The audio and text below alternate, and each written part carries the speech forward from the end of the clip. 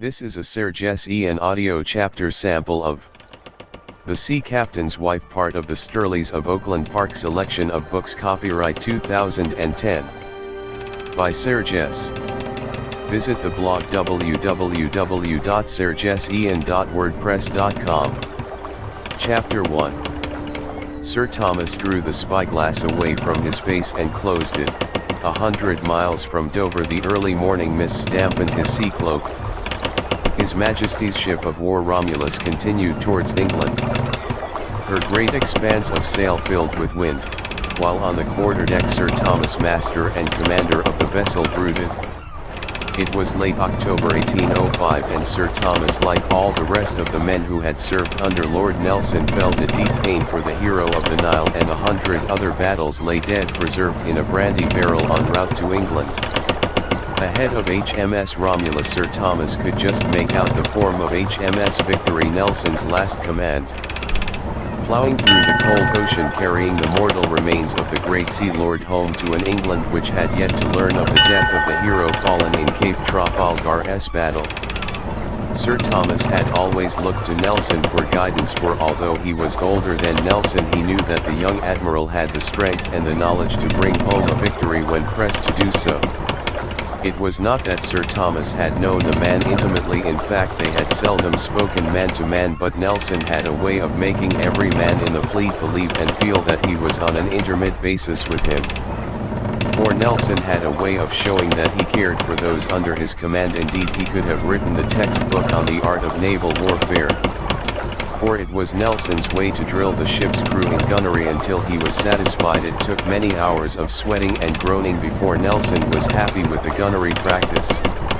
This example other captains had put into practice, and soon the tide of the war began to turn in England's favor. For a moment Sir Thomas cast his mind back to the meeting aboard Victory only a few short hours before Cape Trafalgar. Nelson had known how to inspire men to greatness, and he had done just this on each occasion he addressed his commanders. At the end of the meeting the Sea Lord had asked Sir Thomas to remain for a moment after the other officers had left. "Well, Sir Thomas, we are to face old Boney's fleet once again. Will you drink a toast to our success?" asked Nelson as he decanted 2 glasses of brandy from a bottle.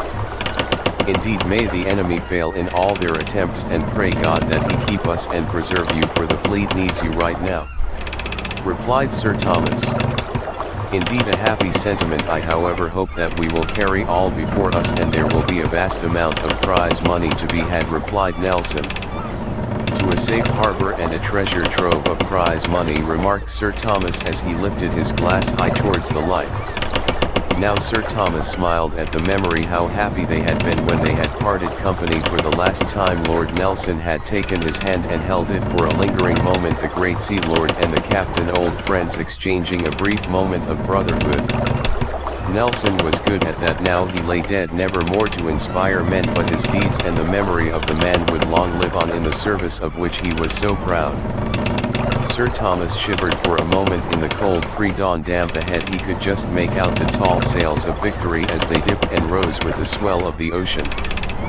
Below he could hear the men getting ready for the next watch. The ship's mate had been down to rouse them up for the watch. James Braithwaite, the young midshipman who had performed so bravely in the last battle, approached, knuckling his forelock. He said, "Lieutenant James presents his compliments and asks if he should ask the galley to prepare an early breakfast for you." "Thank you, Mr. Braithwaite, my compliments to Lieutenant James, and yes, I will go down to my cabin directly," said Sir Thomas. The young officer turned and left the quarterdeck. In the meantime Sir Thomas returned to his musings. It saddened him that the cost of winning the battle had cost England so dearly. He thought for a moment of Lady Nelson, then of Lady Hamilton, the great Sea Lord's mistress. How would this loss affect them?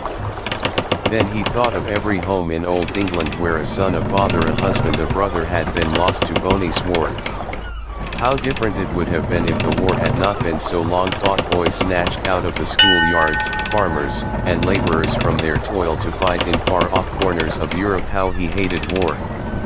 Nevertheless, What could England do, for to have surrendered to the Corsican would have meant the end of England, and what would have become of those who for generations had worked so hard to build up England? Under the foot of the French Emperor, what would have been the lot of men like Sir Thomas? No, England had to fight until at last the war was won. Sir Thomas was a man of mild disposition, yet the very thought of an England under French domination made his blood boil, for an England under the boot of France would not be England, for England was for Englishmen.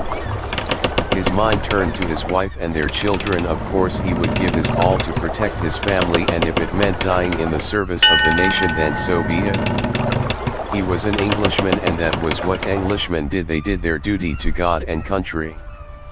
Meanwhile, in a far corner of Surrey, Lady Anne Sturley stirred in her bed. It seemed to her that her husband must be near, for she had dreamt he was home.